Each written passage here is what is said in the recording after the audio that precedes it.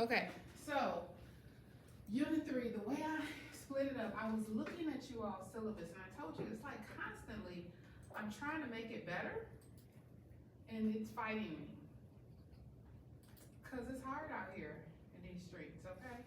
It's hard, but here in your syllabus, I did break it down by chapters for each unit, and as y'all noticed, each unit is different. The units are not, just a week. You know what I mean? I kind of got them spread into different times. The unit to start, like this unit is starting today.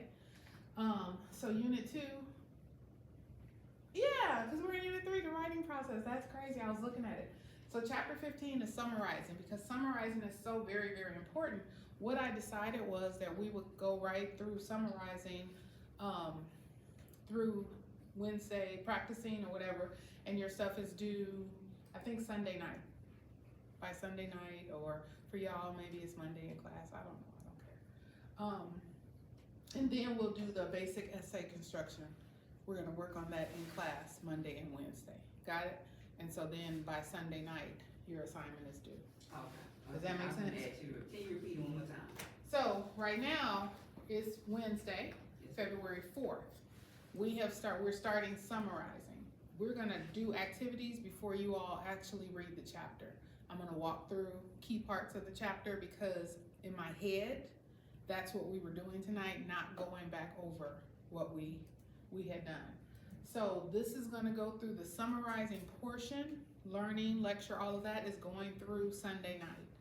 So we're gonna go over, we're gonna spend maybe 20 minutes going over, and then you guys, because the first hour and a half is supposed to be lecture, and then the second hour and a half is putting things into practice, right?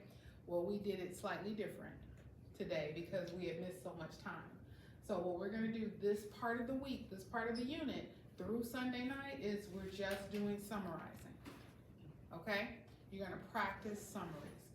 And then starting Monday's class, the 10th, I believe, through Sunday night is where you're gonna do basic essay construction. So when we come in on Monday, we're gonna go through that chapter and we're gonna put together some essays and see how to do some things, got it? All right, so that makes sense to everybody? And that's what I'm trying to do, and that's why I'm doing this as well, so that they'll get the same thing and it breaks down for them. And it's not as confabulated, okay? All right, so when we go to unit 3, the writing process, it says in this unit, we're gonna work on these chapters. In the textbook, practice writing formal summaries and unpack the details of basic essay construction and practice building basic essays. So what we're doing right now is we're gonna super focus on summarizing, but what's important is I want you all to clearly understand formal summaries. And the reason why is because they're so simple. It's the simplest piece, but people are missing it in their essays, okay? So when you're writing an essay and you have to summarize a text, you gotta give me the author's name. You gotta give me the title of it. You gotta do that stuff. You're introducing me to the author. So that's why we're doing formal summaries, okay? So this is what you got going on. They're all red when I fix them. They won't be red anymore. But let's look at our theme. So slideshow. This is me breaking down. I'm breaking down this chapter a bit. Hold on.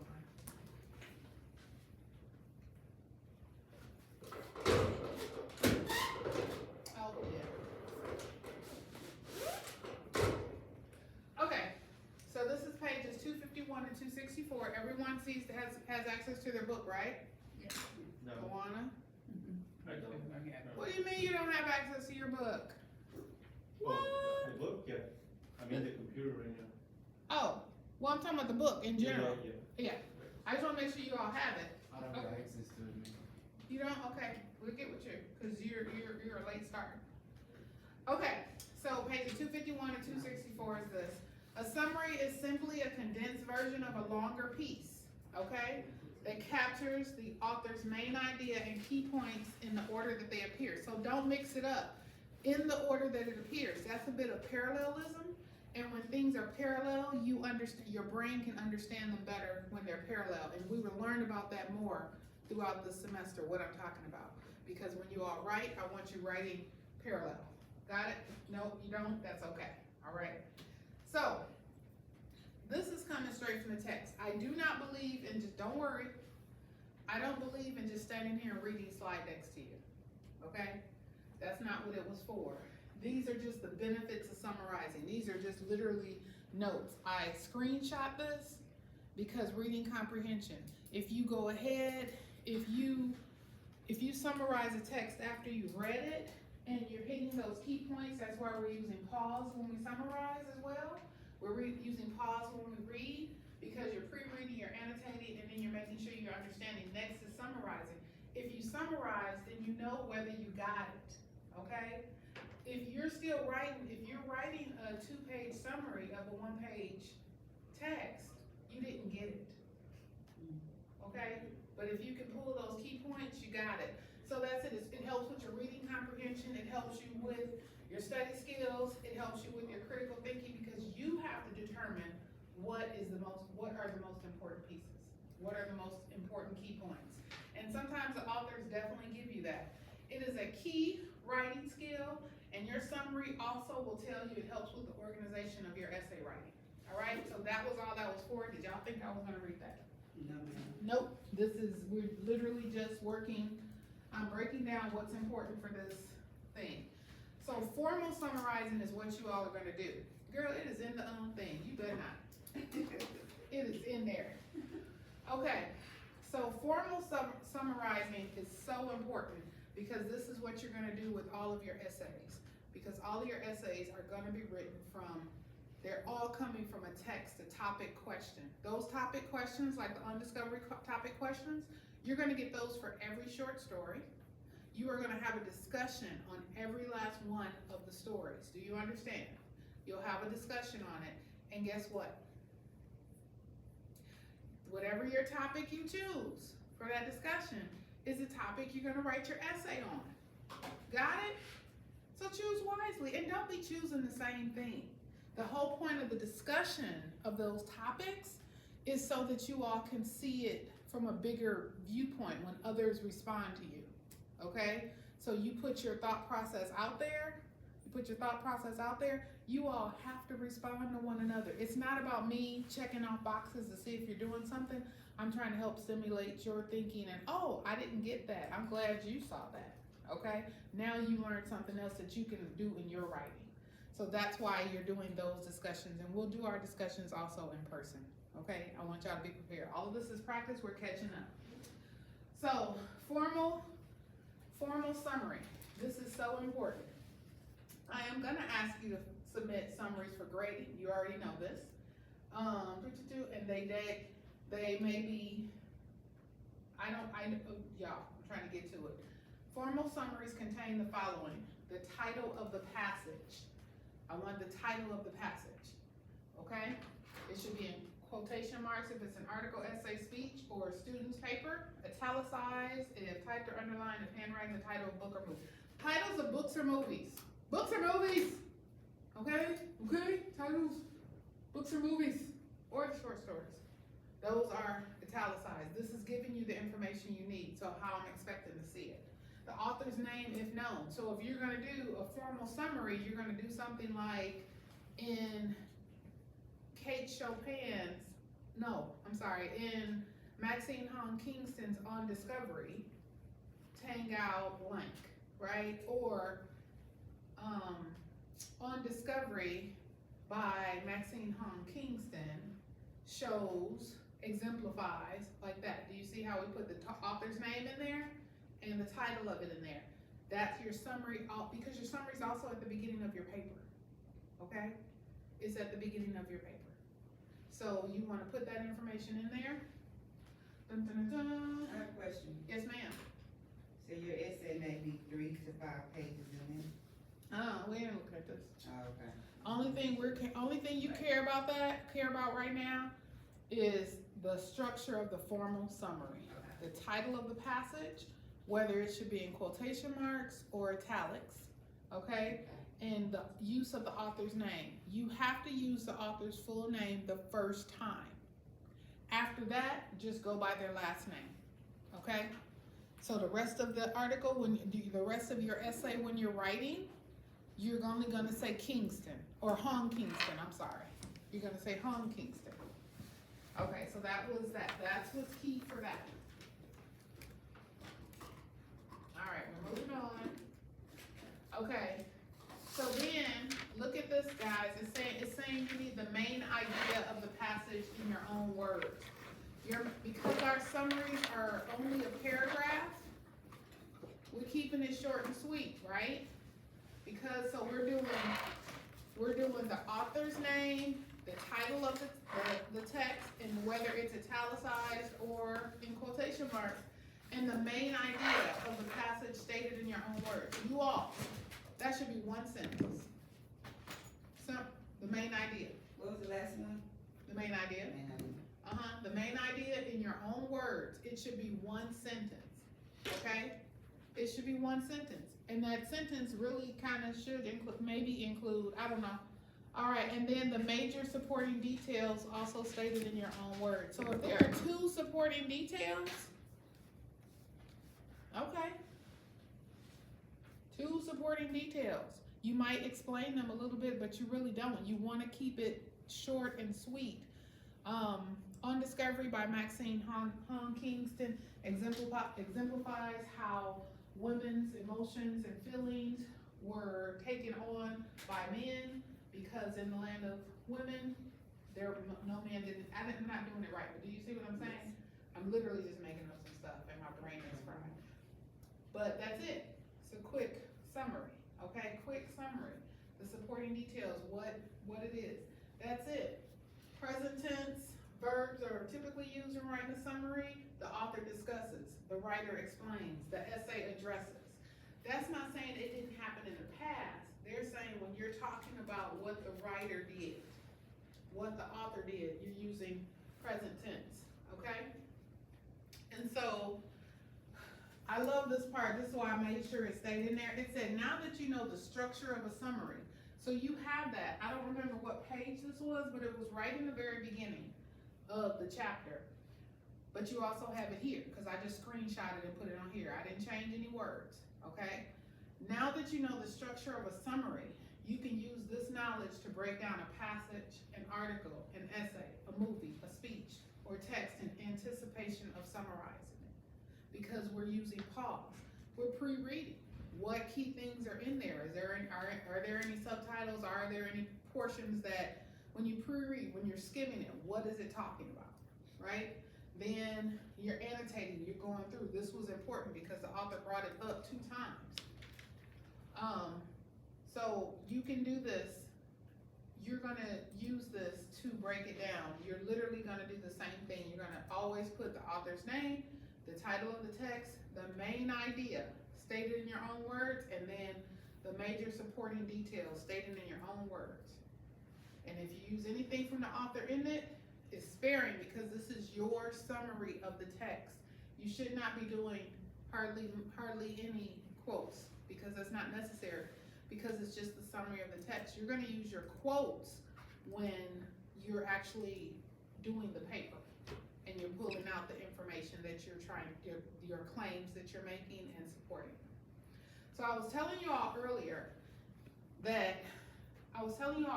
how important race was, and that my son was using it with his anthropology class. He literally went from 0s to 90s and 100s on his essays, because she needed to see what he was talking about, and she couldn't see that the way he was just answering and everything. So once she could see, because everybody's different, and I'm gonna tell you right now, I don't have patience. If I have to look for your answer, then it's wrong and it's not there. I'm not gonna look for your answer. I'm not ever gonna look for your thesis. If I tell you your thesis is supposed to be at the beginning, then that's where it better be. I don't want you coming back to me, because I'm gonna ignore you. Tell me, well, it was at the end. See, I was using all this dramatic, don't you dare. I didn't tell you to do that. Okay, a life skill that everyone in here for sure over 30 knows. And that's only because my oldest son, Aaron, the one who messed with my coffee and everything else, he'll be 31 soon. His frontal lobe, I think, just closed last week. So, you know, Everyone over 30 knows that do what you're told. It's a life skill. Do what you're told. All right. So writing a formal summary. These are just some little notes for you. Use the pre-reading. Use the read it pat. You better read it before you try to summarize it. Okay? I know it's killing you. It's a reading class. It's a reading class. This is a reading class. Read. So use the pre-reading annotating strategies, and you can possibly outline. We're gonna work on outlining later. I just want you all to just do the summary. Just do it. We're practicing this until it makes me sick, and you know what? It already makes me sick. Okay? But we got this. So let's see. Let's move on. All right. So formal summary practice. We're gonna do some formal summary practice.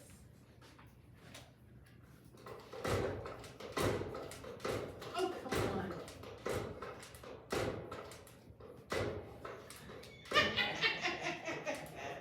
That is hilarious. That's why we don't have these kind of shades in the house anymore. It was common in the 70s, I tell you. Okay. Formal summary practice. Hold on, I brought it.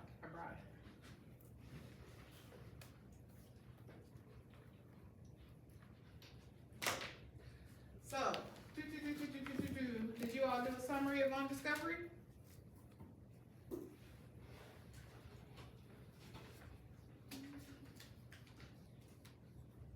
Did y'all do a summary of On Discovery?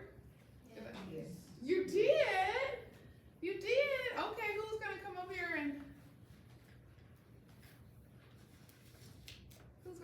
and do the first part? To show that we're doing a formal summary. Because if you didn't do it on yours, it's okay. Come up here and do it correctly. Don't be confused, you guys. All I want you to do is come up and write your summary. Write a summary. Let's see. Is there something I could read to you? Is there something I could read to you?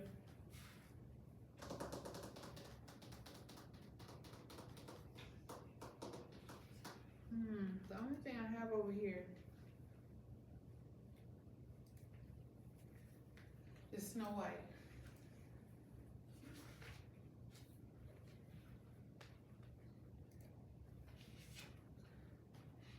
Walt Disney's Snow White and the Seven Dwarfs.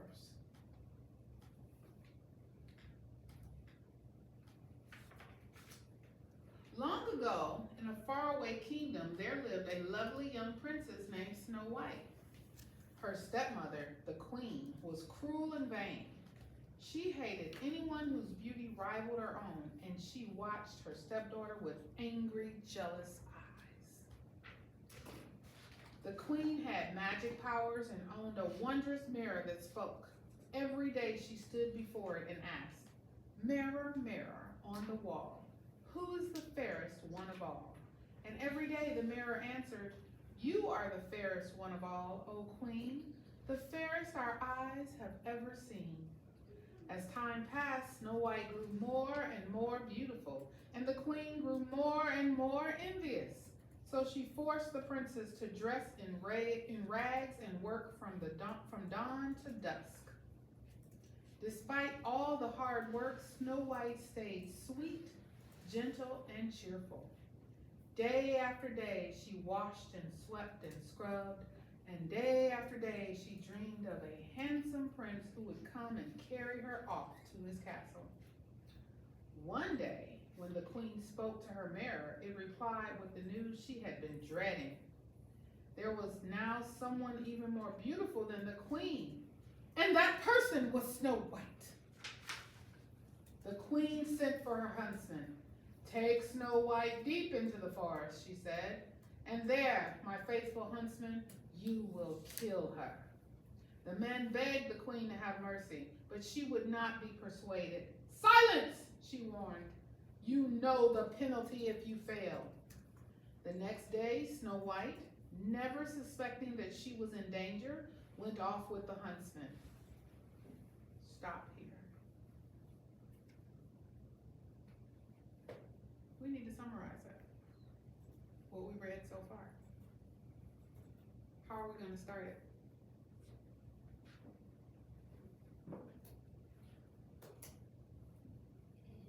In the book Snow White. Hold on. So, in Snow White, what is it, the whole title, right? Yes. In the seven,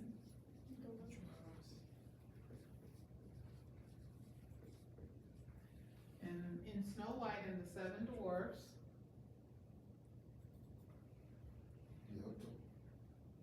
the author. Who the author?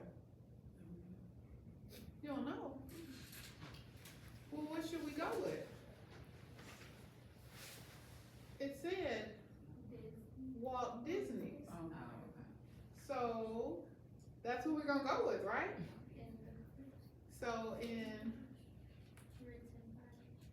no, do we wanna say, can we do in Walt Disney's?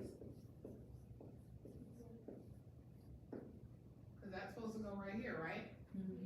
Snow White and the Seven Dwarfs. So this is a book, so it should be italicized, right? Were books in quotation marks or italicized? Y'all sure? You so sure that I ain't got to check, where'd it go? Up under the table, right by the. I'm so glad you could see that. You want me to? I need you really, but you know what, it's okay. I got this.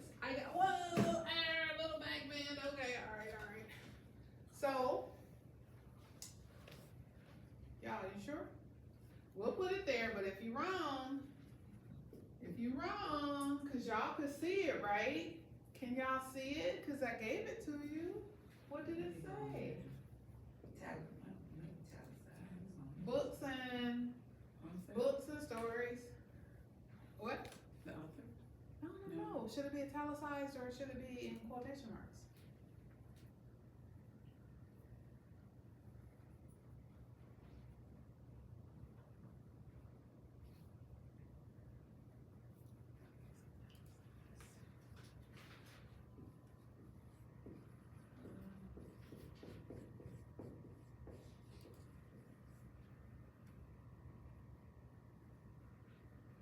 I gave you basically two ways. I'm still waiting for y'all to tell me the answer.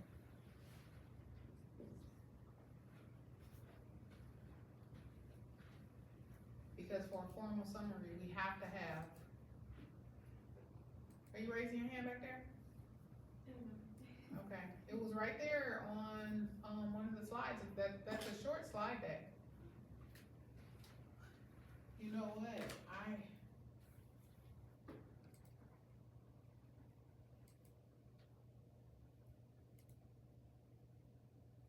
italicized, if typed or underlined, if handwriting, the title of books or movies.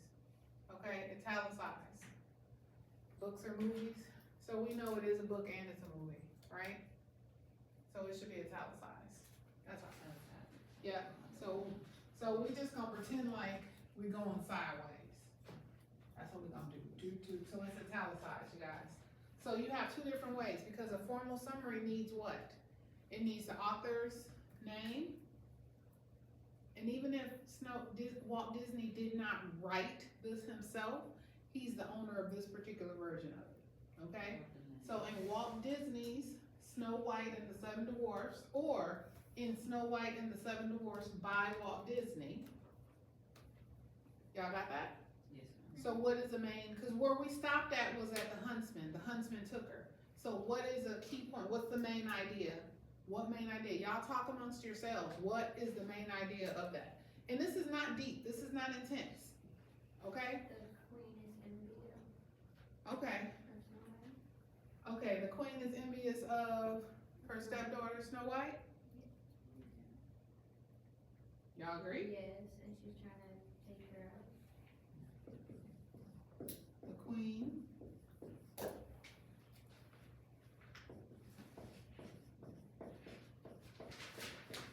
Of what? Envious of what from Snow White? Her beauty. Okay, of Snow White's beauty. And what? She orders a huntsman to kill her. So I just did and may not be right. This is a rough draft. You guys, when you write your summary the first time, it's just a rough draft. You can fix it, okay? And orders her huntsman.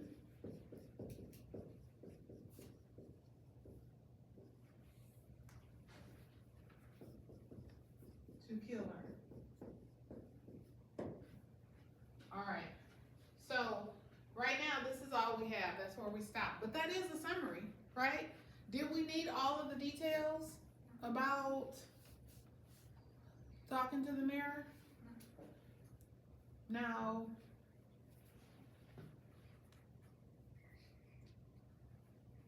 I like it. What y'all think?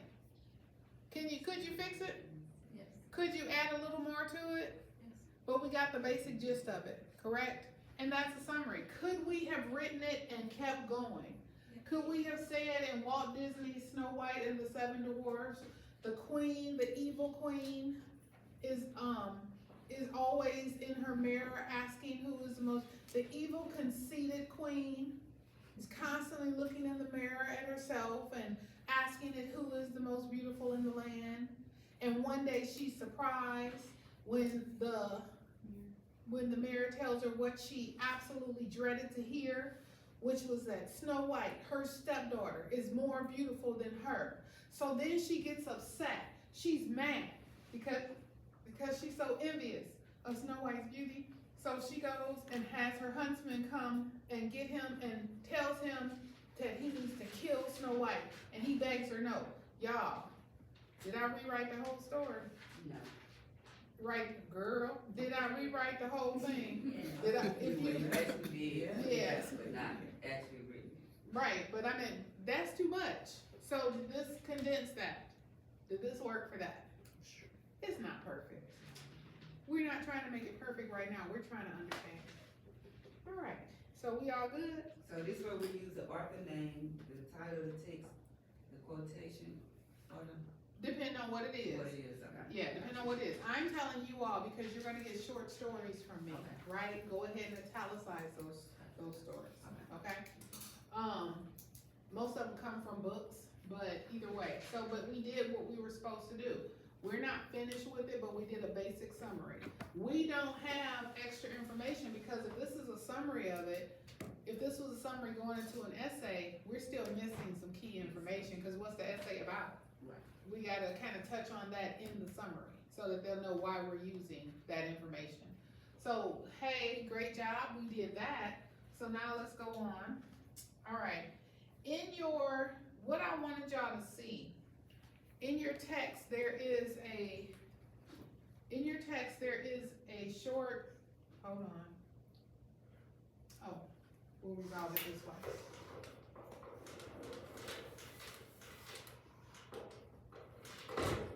In your text, there is a section that's talking about an essay. So the conflicting ideas of two black leaders. Okay, this is in the book. So I'm assuming, so our authors of our wonderful book are from the Eastfield campus. It's 3 professors at the Eastfield campus who wrote our book. And they use their students' work in here for you all, okay? So the conflicting ideals of two black leaders, it's this student right here, it's her essay. So it's her essay, and it's a few pages long. And so it's being used in the summary section. Well, here's what's interesting. In this, I'm gonna pass this out to you. And this is the summary of her 3 or 4, and I put it in here. I actually have it in here for you all. I try to make sure I add a bunch of stuff. So read the conflicting ideas of two black leaders. So here it is. I put it in there for you. okay? This is her essay. I did screenshots. All right, so this is her essay. And for her whole essay, this is the summary that was written. But what I want you all to make note of is the first paragraph of the summary. This entire page is the summary. And I want you all to think about it because this is something you're gonna read when you get home. You're gonna read the chapters, okay? And so I put it in there already for you. But what I want you to note.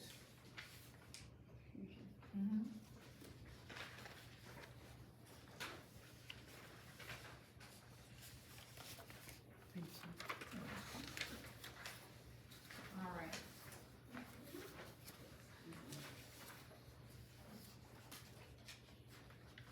Okay, so The Conflicting Ideals of Two Black Leaders by Kanaja M. Johnson. Throughout African American history, the ability to be heard by mainstream America in order to have various issues addressed has been a major challenge. Many prominent black leaders like Booker T. Washington and W.E.B. Du Bois attempted to find solutions to gaining prosperity among African Americans. Although Washington and Du Bois had the same common goal to enhance success of African Americans, both men had strikingly different views of the way to meet those goals.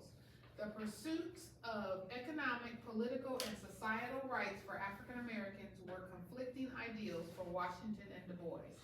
So what she did, that's her thesis statement. This is annotated, okay? This is annotated for you. You see who she's gonna be talking about in this. She's talking about the common goal. They have different viewpoints, the common goals for African Americans, and then here she's got her thesis statement. This whole thing, you all, they provided a summary at the end. This is in your chapter, and it's this page. But when I read this, this is what I want you to know. Here it is, a summary of the conflicting ideals of two black leaders.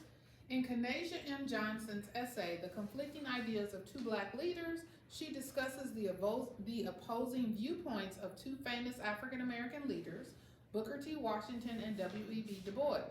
Both men desired the success of African Americans. However, they differed on how to go about achieving it in regards to three key factors: economics, politics, and social rights.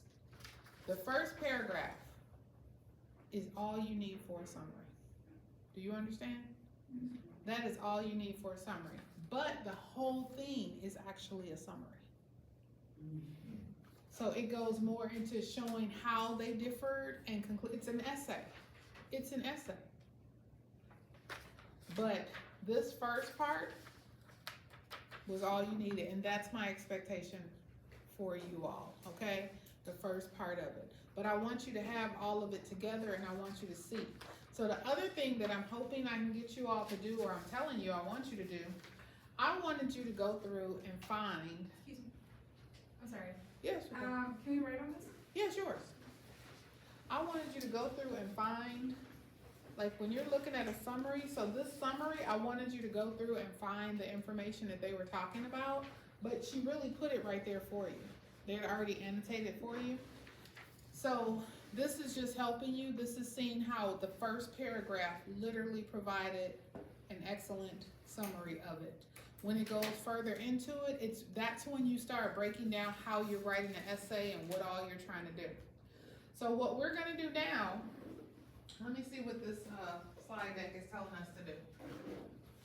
What we're gonna do now, we looked at that, you guys are gonna read that. Our final thing is we are going to practice writing some summaries tonight, okay? You all are gonna break up into, we have 4 books. 4 books, and you're gonna together come up with a summary, okay? Formal summary, a formal summary, so whose name needs to be in it? The author. The author, and then the what? The The title. Okay, so let me see. 1, 2, 3, 4, 5, 6, 7, 8, 9, 10, 11. Okay, 1, 2, 3. Hold on. Pay attention. Pay attention. Pay attention. When I call you off, you're gonna call off number 1 through 4. 1, 3. 4. 5. 2. 3. 4. Okay. 1. All right. So ones. You got Jack and the Beanstalk. Y'all get together and write this essay. I'm gonna write this. 1. Ones get together. Twos. Y'all have Little Red Riding Hood. Yay! Yay! Wherever my twos are. Let's get together. Number 3s. You got the gingerbread man. The gingerbread man. You can't catch me 'cause I'm gingerbread man. All right. And 4. The 3 bears. Okay. Yeah. 3. I think ones.